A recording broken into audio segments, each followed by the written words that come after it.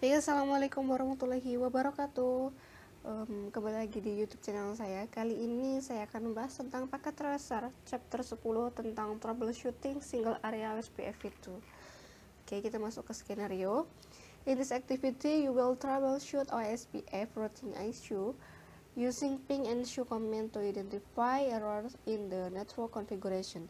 Then, you will document the error you discover and implementation of right solution.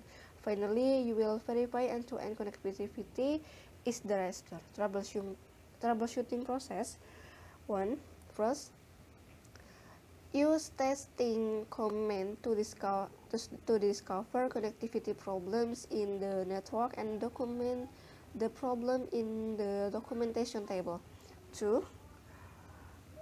Use verification command to discover the source of problem and devise an appropriate solution to implement. Document the proposed solution in the documentation table. Implement each solution one at a time and verify if the problem is resolved. Indicate the resolution status in document table. 4. If the problem is not resolved, it might be necessary to first remove the implement solution before returning to step 2. Once all identified problems are resolved, test the end-to-end connectivity. Kita langsung saja cek pada R1.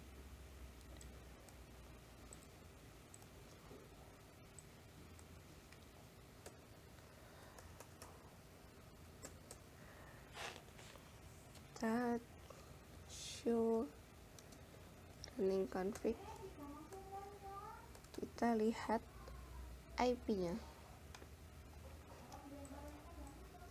Untuk IP OSPF-nya, yang pertama 172.16.3.0 itu adalah IP yang ini 172. Kemudian network 172.16.1.0 itu IP untuk network sebelah sini. Kemudian network 172.16.10.4 itu tidak ada, seharusnya adalah 192.168.10.4. Semua IP yang telah terhubung ke sini seharusnya itu. Maka yang kita lakukan adalah kita konfigurasi, kita remove IP yang 172 tadi, kita ganti dengan 192.168.10.4. Kita konfigur terminal. Kemudian kita masuk ke router OSPF 1. Kemudian kita remove no network 172.16.10.4 dengan wildcardnya 0.0.0.3 area 0.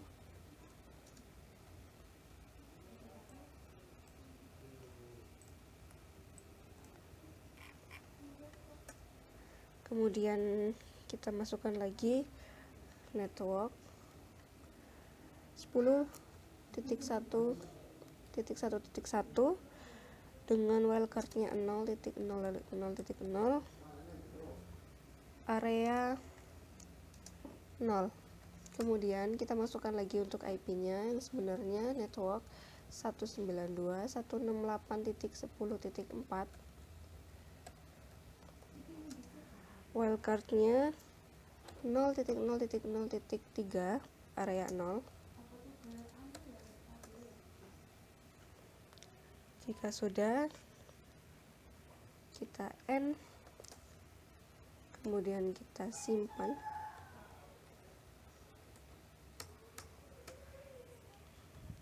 Setelah itu kita masuk ke R2.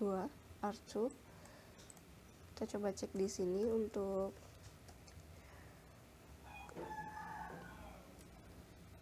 show running config.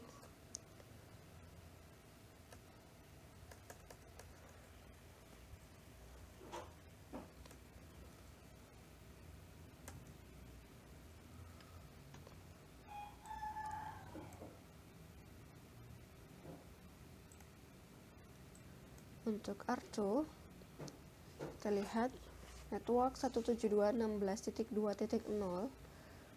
itu adalah yang ini, kemudian 172.16.3.0 172.16. itu tidak ada, kemudian 192.168.10.8. 16.3 itu untuk yang ini, kemudian 168.10.8 itu untuk network yang ini masih ada. Kemudian kita coba lihat untuk IP route-nya, show IP route.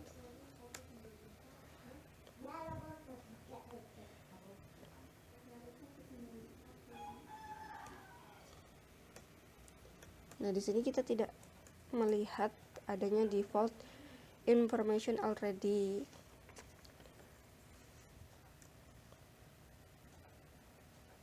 originate.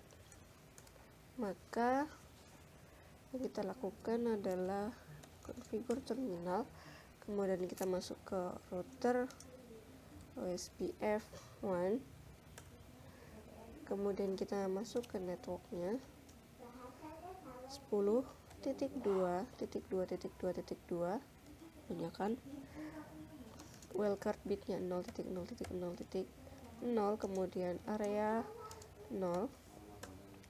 Setelah itu kita default information originate.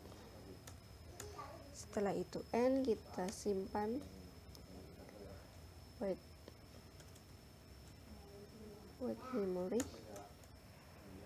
Setelah itu kita masuk ke R3.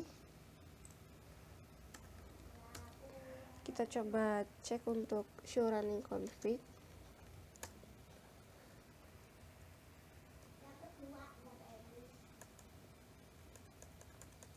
Kita cek IP-nya 192.168.1.0 untuk yang ini, kemudian 192.168.10.4 untuk yang ini, kemudian 192.10.8 ini masih sama. Kemudian kita lihat IP OSPF hello intervalnya 20. Kemudian itu untuk interface serial 0/0/1 dikonfigurasikan dengan IP hello intervalnya 20. Kita lihat di R2.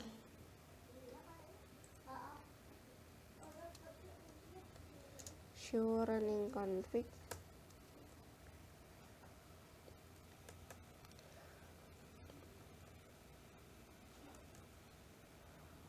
Untuk R2 di sini tidak dikonfigurasi untuk IP hello interval 20. Maka yang kita lakukan adalah kita membuat IP hello interval untuk R2. Untuk R3 kita masuk ke R3,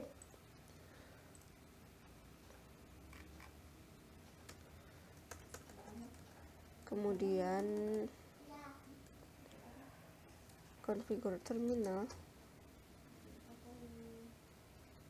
Setelah itu kita masuk ke router OSPF1,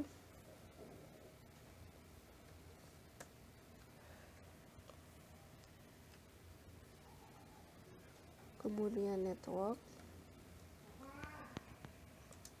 10.3.3.3, kemudian wildcard bitnya 0.0.0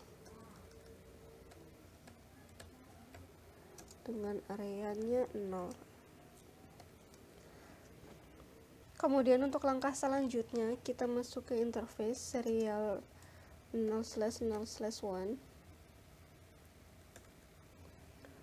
Setelah itu kita no IP OSPF hello interval 20, kita remove. kemudian kita end, kita simpan dengan write memory. Kemudian setelah itu kita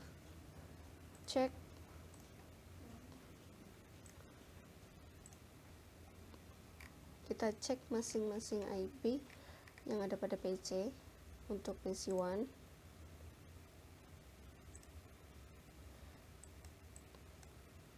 kita masuk ke command prompt ipconfig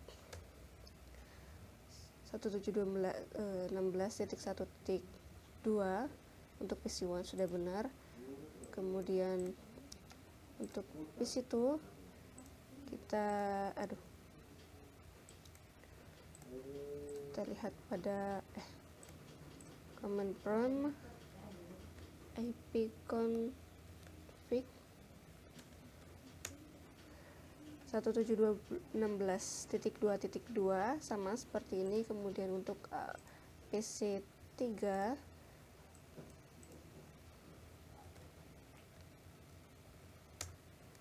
192.168.1.2 sudah benar. Di sini juga completionnya sudah 100/100, maka konfigurasi telah selesai. Baik, mungkin hanya ini yang bisa saya sampaikan. Apabila ada kekurangan, saya mohon maaf. Semoga video ini bermanfaat. Saya akhiri. Wassalamualaikum warahmatullahi wabarakatuh.